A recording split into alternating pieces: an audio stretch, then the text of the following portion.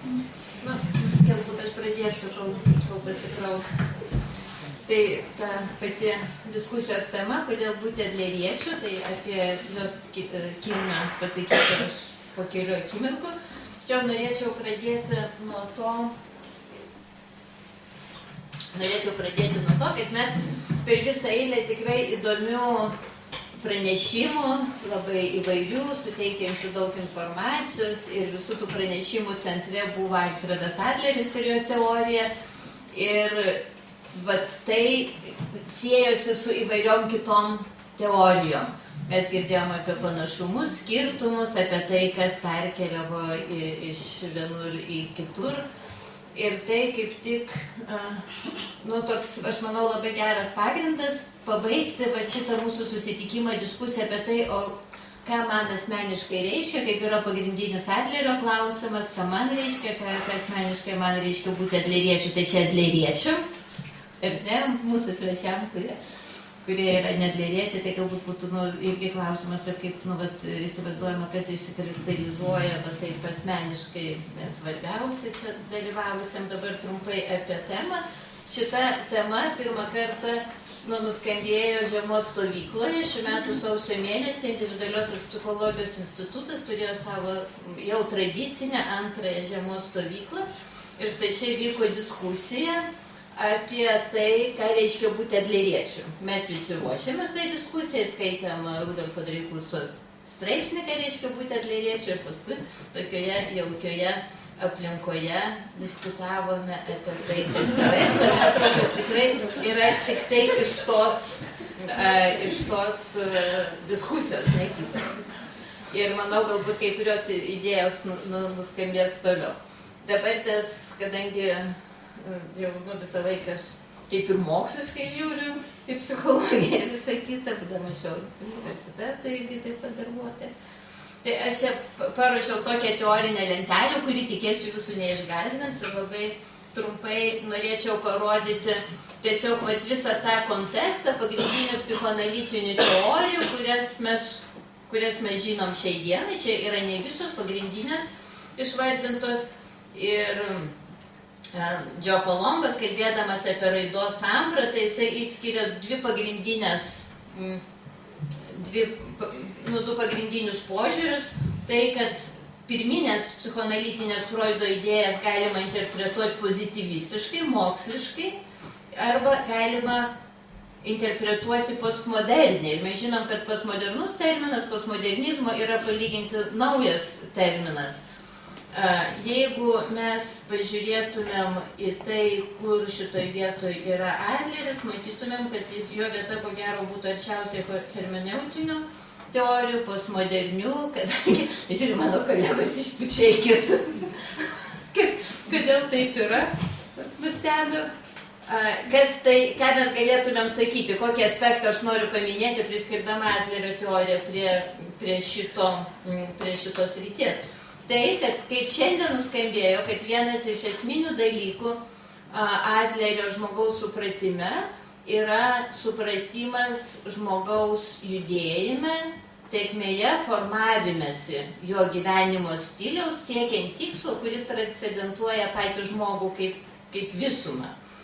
Ir galbūt šitoje vietoje mes matome, kad kalbėdamas apie tą žmogaus judėjimą, Adleris labai ryškiai pabrėžė apie bendruomeniškumą ir kad tas judėjimas vyksta būtent bendruomeniškumo kontekste ir toje erdvėje, kuri susikuria tarp atskirų visuminių, holistinių, holistiškai apibrėžtų, individų. Ir mes galime matyti, kad kažkuria prasme Adlerio teorijoje nuo pat pradžių buvo tos idėjos, kurios vėliau atsirado vystantis pozityvistiniam Freudo interpretacijom. Kai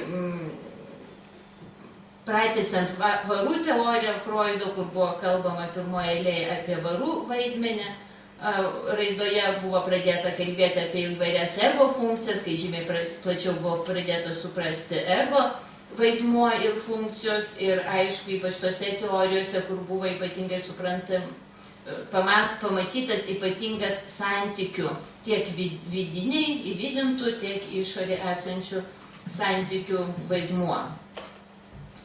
O Adlerio teorijoje tai kaip ir buvo ir jis visą laiką toje vietoje galėtumėm sakyti buvo. Tai čia tokiai diskusijai, kaip visada keliat, galbūt toks truputį provokuojantis dalykas, bet aš taip pat noriu priminti ir tą pačią temą, net mes išgryninam temą apie tai, kas yra Adlerio teorijos pasiekėjas ir kaip tai susiję. Ir galbūt tikrai tiesiog piešiau dabartis diskusijai pasisakymus. Čia aš tą nuimsiu, kad jums neatrodytų, kad reikia kaip nors labai teoriškai kalbėti. Gerai. Man tiesiog norėjusi parodyti tą kontekstą, kad pamatyti, nes man pačiai tai buvo labai įdomu, kai aš pamačiau materialiai sudėstytas visas tas teorijas ir aš galėjau pagalvoti, kur mes esame ir kurioje vietoje, bet tie pasikeitimai yra. Taip kad...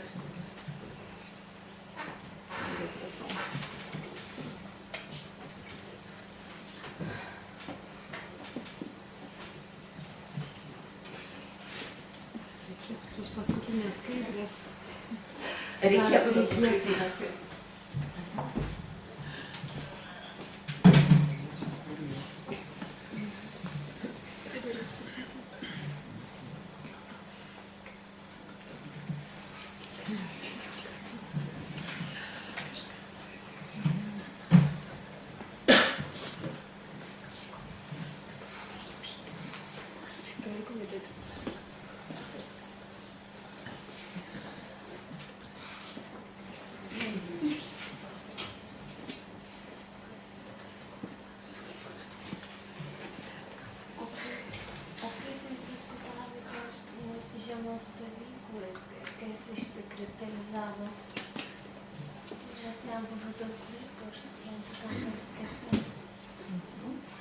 Galbūt čia iš esančių dalyvių, kurie buvo žiemos stovykloje, galėtų pasidalinti šiek tiek prisiminimais.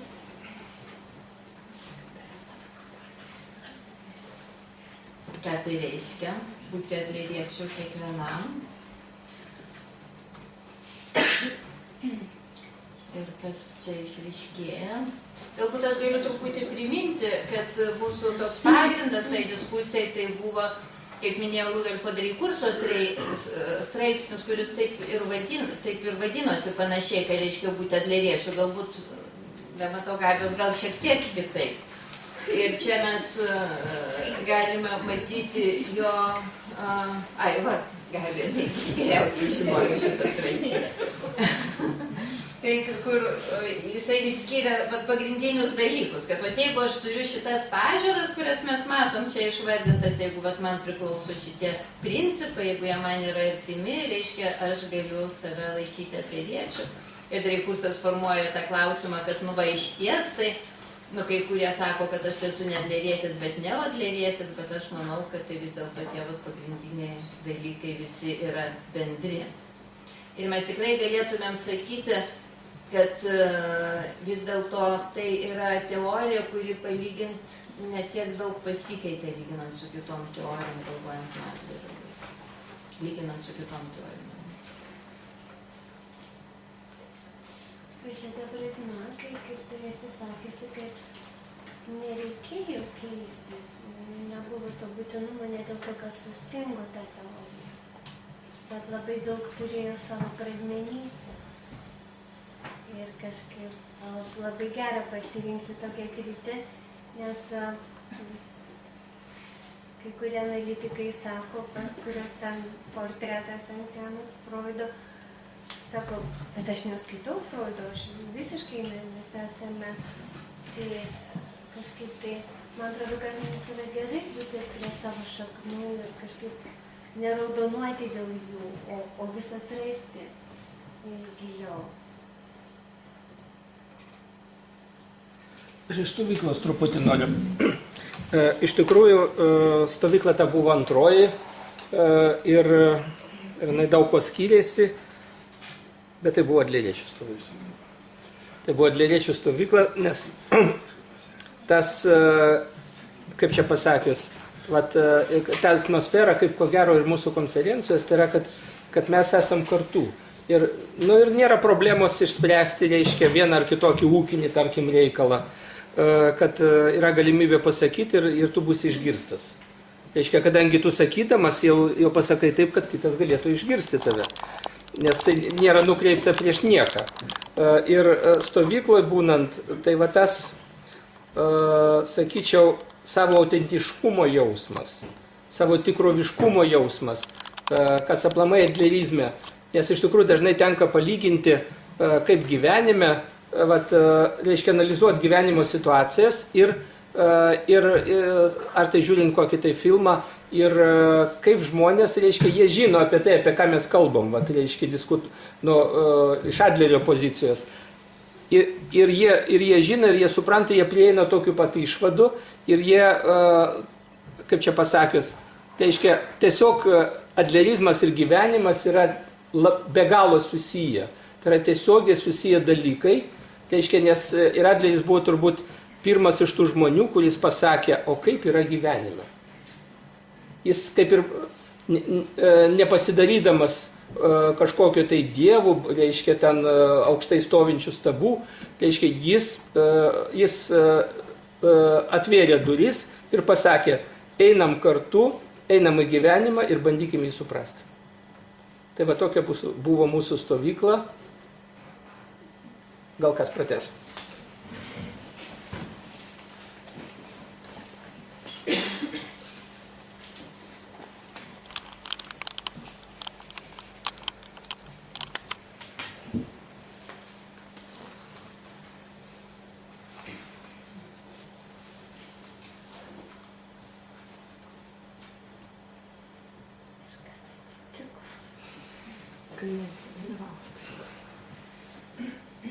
Tikrai ne vien stovykla.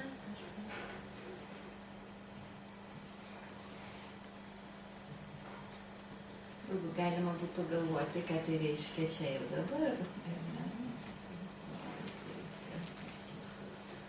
Ir tada, kai galim būti visi kartu, netgi kažkokį tai laiką nieko nesakyti.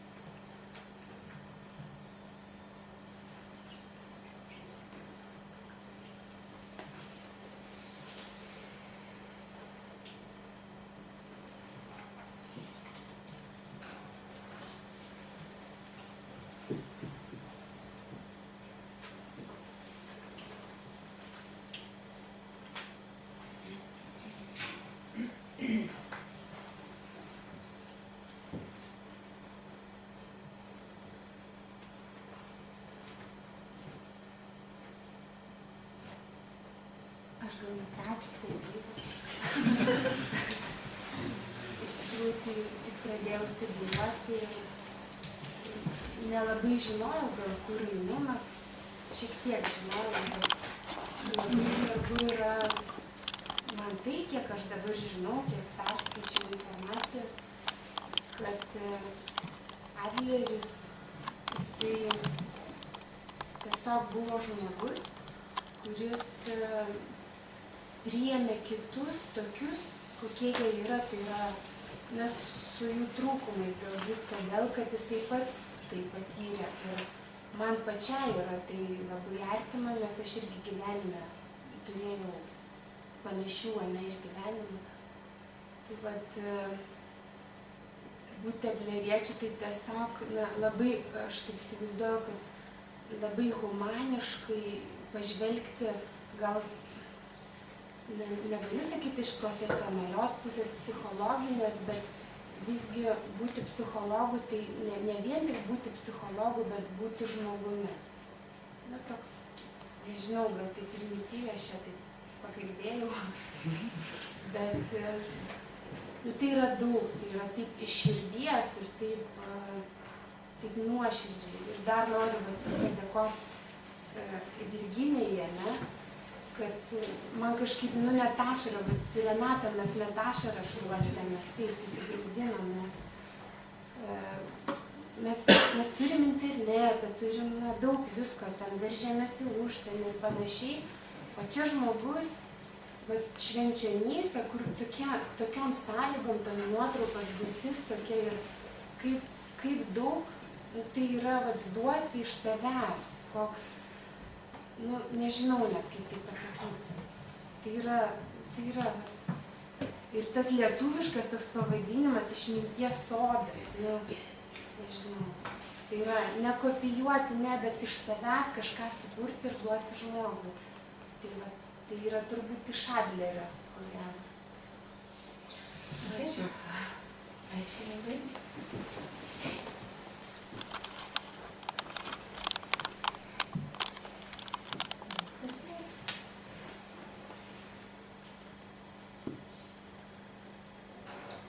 Tokie, nu, du labai svarbus momentai buvo paminėti. Vienas tai tas indėlis, ne, kur Adlerio psichologija labai svarbus supratimas, kad aš kai darau indėlį, aš tada labiau priklausau toj vietoje.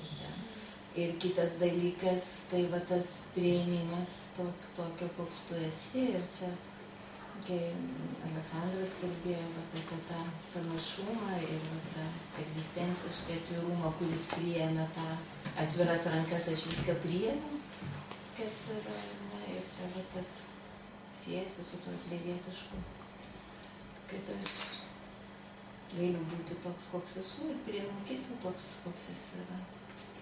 Čia dėl kurso jau ne Adlerio yra tas pasakymas drąsa būti netobula, ar ne? Kas mus ir gelbsti gyvenimą.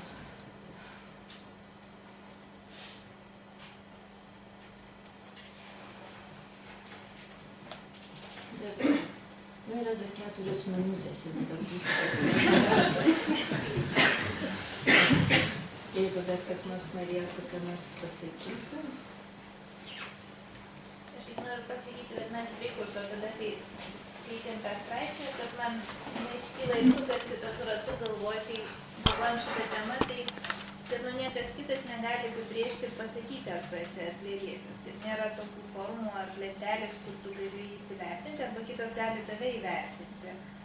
Bet kiekvienas žmogus viduje gali savo pasakyti, ar jisai pritarė tai teorijai ir turi teisę vadintis adleriečiu, jeigu pagrindinės sąvokos, tokios kaip realizmas, visuomeniškumas, lygiavertiškumas, ar ne, jam yra priimtinos, ar jisai tai taiko profesiniai srity, ar moksliniam darbe, ar gyvenime tiesiog.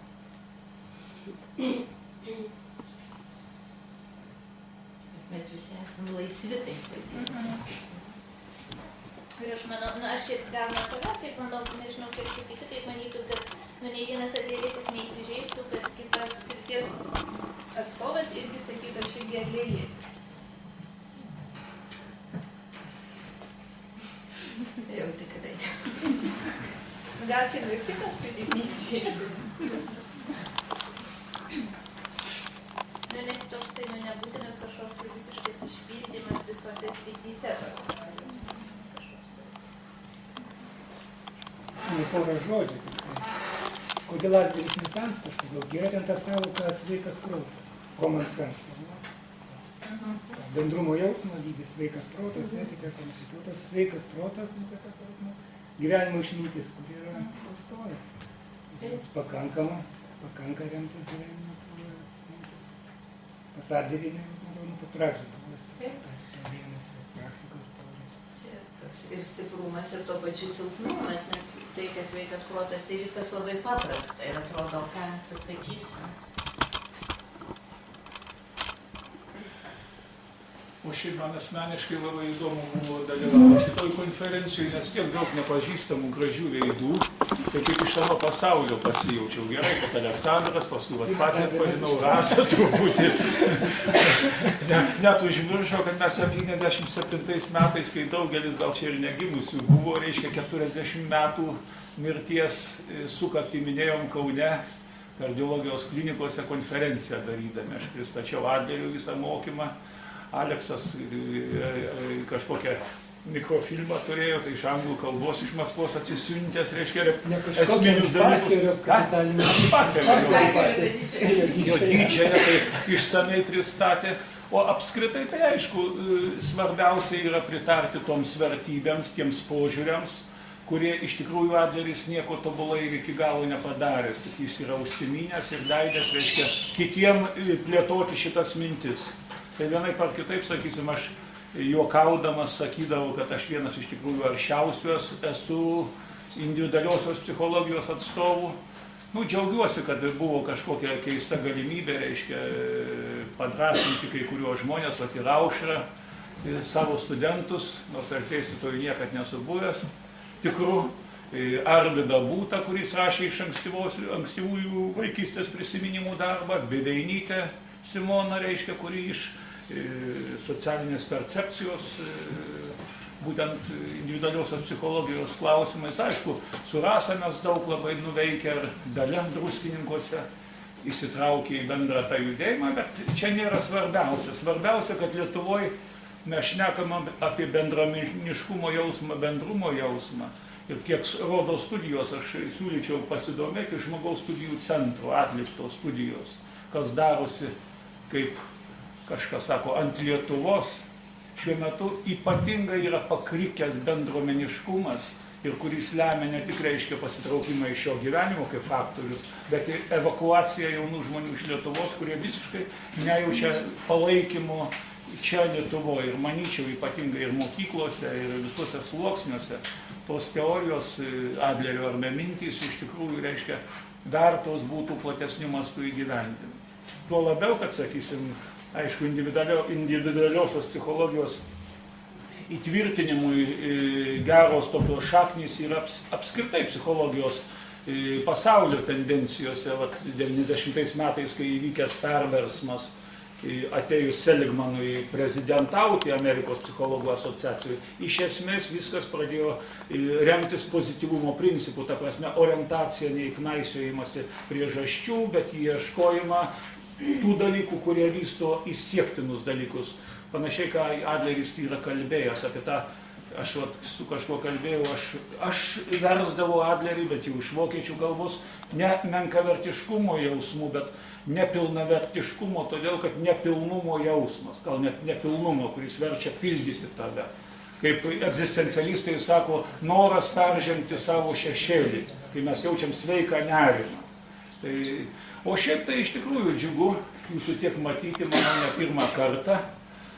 Mane atsimena, reiškia, aš Adlerio garbėje esu skaitęs Psichologų sąjungos suvažiavimą tokį pranešimą ūpo ir nuovokos klausimų, nes manau, kad, reiškia, nuovoka atitinka sveiką mąstymą, kaip kai kas vadina, arba, ką dabar rašo kognityvinės psichologijos atstovai, tai yra teisinga naudojimasi savo protu. O ūpas tai daugiau kaip upės tekmė yra nuolatinė tekmė gyvenimo, kuri vis tik orientuojasi daugiau į ten, kur teka, nei iš ten, kur išteka. Ir tokį nuolatinį atsinaujinimą, kaip asmenybė kūrė pati save savo gyvenimą, ką Adleris ypatingai yra pabrėžęs. Ir aš aišku, esu irgi jūsų kažkokiam suvažiavime ar susirinkime kalbėjęs. Ypatingai įdomus yra Dreikurso darbai apie mūsų psichikos ir gyvenimo poveikį simptomatikai ir kūnui. Nes tai praktiškai lemiantys dalykai. Ir aš net stebiuosi, kaip jūs neradot šito. Aš originalą tai esu atidavęs prieš kažkiek tai keliasdešimtis metų bičiulių iš Charkovo, kurio gal ir gyvųjų tarpe nebėra. Bet konspektą lietuvišką dar turiu. Tai va, šiaip aišku dėkoju, kad neužmiršot manęs, ypač Aušrą ir panegiriką paskaitę. Manau, kai pagiria kitą žmogų, tai jinai ilgiau atsimins negu aš, bet tai irgi man džiugu. Tai ačiū visiems. O galima nebūtų įlašinti? Jau taip čia medaus, jau čia taip daug medaus. Nemačiau danos.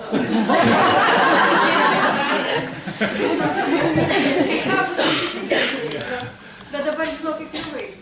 Aš norėjau pasakyti į tavo pasakymą apie Žmogaus studijų centro studiją.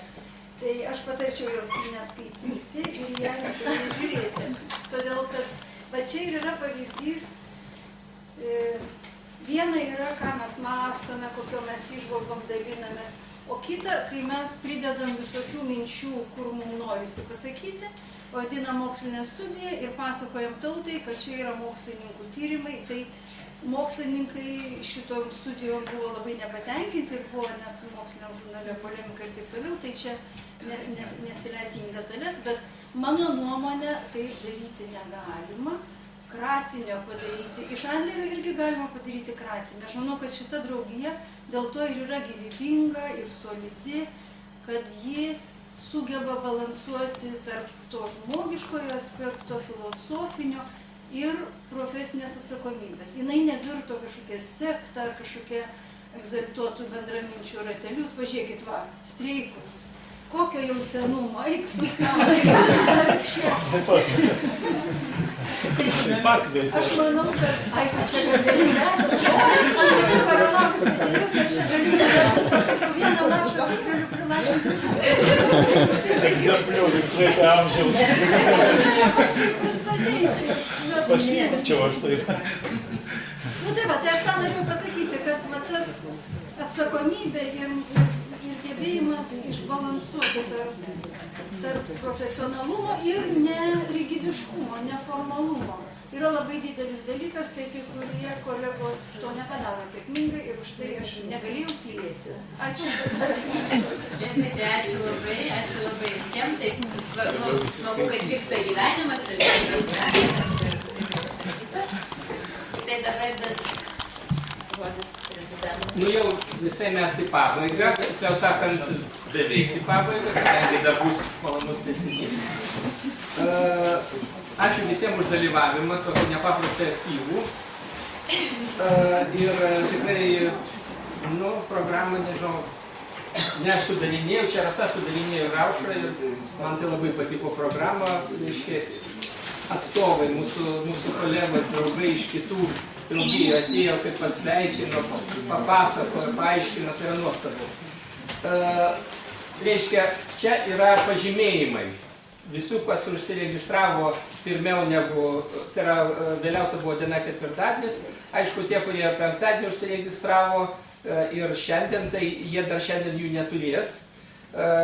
Reiškia, mums reikia laiko, mums reikia dekano parašo ir prašymas toks, jūs programėlės visi turit, arba, reiškia, ten yra parašytas adresas draugijos ir mūsų pašto, taip pat yra www.lipad.lt mūsų tinklapis, ten yra taip pat kaip kreiptis, laiškelį parašyti ir parašykit. Jeigu jūs dabar tenais koridoriui negausit šito pažymėjimo, tai nerasit savo pažymėjimo, jūs labai ramiai eikit namo, parašykit jums laiškelį, kad aš toks, vardas pavardė, aš pažymėjimo negavau. Ir mes tada, reiškia, pasistengsim per savaitę maždaug mes paruošim ir pranešim kaip atsiimti. Dabar, reiškia, kai kurių pranešimų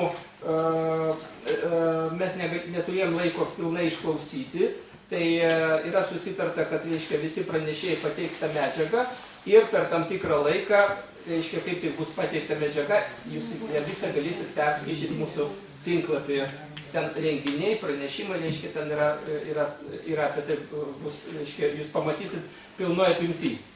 Ir paskutinis klausimas, paskutinis dalykas, reiškia, tai aš dabar to išnešiu, reiškia, tos pažymėjimus, o kas vyksta į furšetą, lukterkit koridoriai, mes visi kartu nueisim, nes po vieną galim ir nerasti.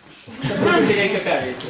Mes čia galime daryti pažymėjimus, o lektorių